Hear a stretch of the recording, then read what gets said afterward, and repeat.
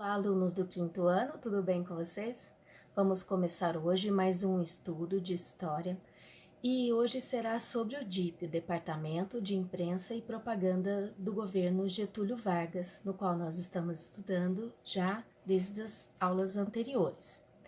O Departamento de Imprensa e Propaganda foi um setor que garantiu que não houvessem divulgações contrárias ao governo, garantiu que não houvesse nenhum tipo de publicação que abalasse a imagem do presidente Getúlio Vargas. Então, esse departamento fazia com que todas as notícias, divulgações, rádio, televisão, cinema, tudo fosse favorável ao governo de Getúlio Vargas, que todas elas enaltecesse a figura do presidente. Nossa apostila diz assim: este órgão governamental tinha a responsabilidade de fiscalizar jornais, revistas, rádio, cinema, teatro, literatura e qualquer outra manifestação cultural.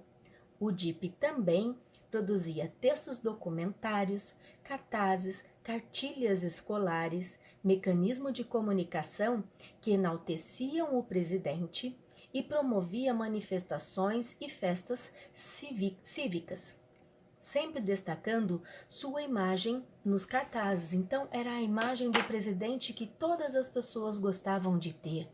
Então, em nenhum momento, em nenhuma notícia, poderia haver alguma imagem do presidente que desagradasse os brasileiros. Isso é o governo populista. Fazer com que toda a população tenha bons olhos sobre o presidente. Meu avô nasceu em 1920 e ele, como se diz assim, ele seguiu o governo até o término do governo em 1945. Ele já estava com 25 anos de idade. E ele dizia para nós, né, que Getúlio Vargas tinha sido um excelente presidente, foi o melhor presidente que o país já teve. É claro, gente, não tinha nenhum outro tipo de imagem que mostrasse o presidente fazendo qualquer outra coisa diferente a não ser coisas boas. Então, ele enaltecia o país, ele só permitia a industrialização que fosse brasileira, fez a Petrobras, as leis trabalhistas. Então, ele era realmente o pai dos pobres, né? Não tinha fake news sobre o presidente. Mas vamos deixar de brincadeiras e vamos então agora conhecer um pouco sobre esse departamento de imprensa e propaganda. Em 1939 é criado o Departamento de Imprensa e Propaganda, responsável pela censura dos meios de comunicação, pela propaganda do governo e pela produção do programa da Hora do Brasil. Aqui ao lado, capa de Getúlio Vargas, O Amigo das Crianças, publicado pelo DIP, em novembro de 1940. O DIP foi o principal responsável por manter Vargas no poder, no Estado Novo, perante a opinião pública. Ele foi dirigido por Lorival Fontes e tornou-se o órgão que realizava a censura e promovia o regime. Era o DIP que exercia a censura no teatro, no cinema, na literatura, nas festas e nos jornais. O culto à personalidade e a construção de imagens idealizadas de Getúlio Vargas, vinculadas pelo DIP, como, por exemplo, a de pai dos pobres, ajudaram a consolidar em pouco tempo o poder do ditador. Então, eram nas cartilhas das crianças que mais havia a propaganda que ajudava a elevar toda a personalidade de Getúlio Vargas, mostrando ele como uma pessoa bondosa, generosa e que estava preocupado com cada brasileiro. Então, ele foi considerado o pai dos pobres. Nós temos aqui uma imagem da cartilha e na sequência mais algumas imagens com crianças desde o lar, aprendendo a cultuar o presidente e também os trabalhadores honestos que chegam de acordo no seu trabalho, apoiados também pela CLT, que são as leis trabalhistas, também realizadas pelo presidente Vargas. As principais características do Estado Novo podem ser resumidas em nacionalismo, patriotismo, populismo, culto à personalidade de Vargas, um Estado forte, fortalecimento da indústria base, industrialização, censura e repressão. O rádio, ao estudar o Estado Novo, um historiador destacava que o papel fundamental do rádio na propaganda política de Vargas dizia que servia eficazmente para se espalhar a imagem onipresente de Vargas por todo o país. Pelo rádio, o poder se faz presente e pessoaliza a relação política com cada cidadão. Então, era o meio de comunicação que aproximava o presidente a todo brasileiro. O Departamento de Imprensa e Propaganda tornou-se o mais importante órgão de sustentação da ditadura, difundindo a propaganda oficial do governo e controlando, através de rígida censura, os meios de comunicação em geral, sendo fortalecido pela polícia secreta, chefiada por Filinto Miller.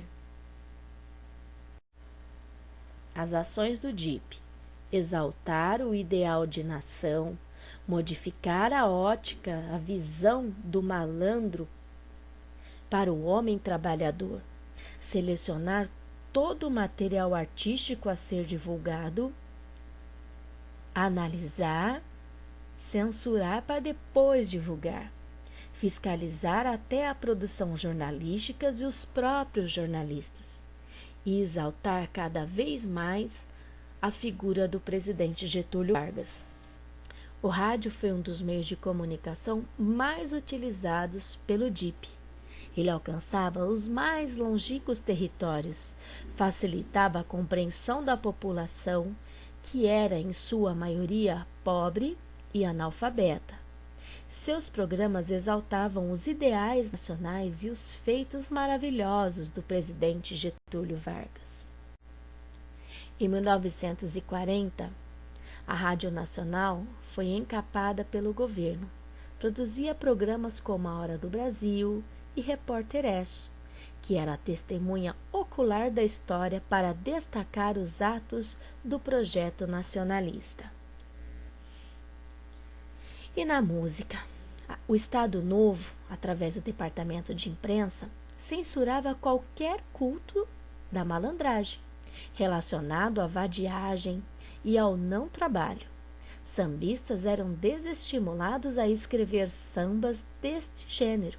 Muitas músicas tiveram suas letras negadas pela censura e até modificada. O samba passa a exaltar o trabalho e o trabalhador. É interessante pensar que em vários momentos o samba esteve às voltas com a ditadura. Os sambistas tinham que aderir ao Estado Novo para poder ser aceito como cultura e passar pela censura para poder desfilar e ser ouvido. Wilson Batista, por exemplo, cantor, ele gostava muito de cantar sobre aquela velha malandragem clássica do descendente de escravo que não queria trabalhar e continuar no miserê. Ele sabia das coisas e preferia não seguir o sistema, mas isso iria contra o Estado Novo. A figura desse tipo de malandro precisaria acabar para que o capitalismo pudesse ter uma chance. Então, uma das canções de Wilson Batista antes e depois do DIP. Quem trabalha é quem tem razão. Eu digo e não tenho medo de errar. O bonde de São Januário leva mais um sócio otário. Sou eu que não vou trabalhar. Depois do DIP. Quem trabalha é quem tem razão. Eu digo e não tenho medo de errar. O bonde de São Januário leva mais um operário, sou eu que vou trabalhar. E o Estado Forte? Era mais uma propaganda da era Vargas, agora exaltando o Estado forte, militarizado, que conseguia obter algumas vantagens devido à aproximação com os Estados Unidos durante a Guerra Mundial. Então, o Estado Novo teve a sua maior estratégia, o departamento de imprensa. Por meio do rádio, eles alcançavam a população analfabeta, ia nos mais longínquos locais do nosso país. Por meio das revistas, trazia temas nacionais, valorizando o patriotismo brasileiro. Nas letras das músicas, censurada, dignificando o trabalho. As cartilhas, a educação e civismo, ensinando aos alunos o populismo de Getúlio Vargas e o patriotismo do Brasil. O trabalhador sindicalizado, organizado, sem direito à greve. E o Estado forte, com uma propaganda militar forte. E assim foi nossos estudos sobre o Estado Novo. Semana que vem, continuaremos nossos estudos com o fim do Estado Novo, já em 1945, quando Getúlio Vargas será obrigado a deixar a presidência.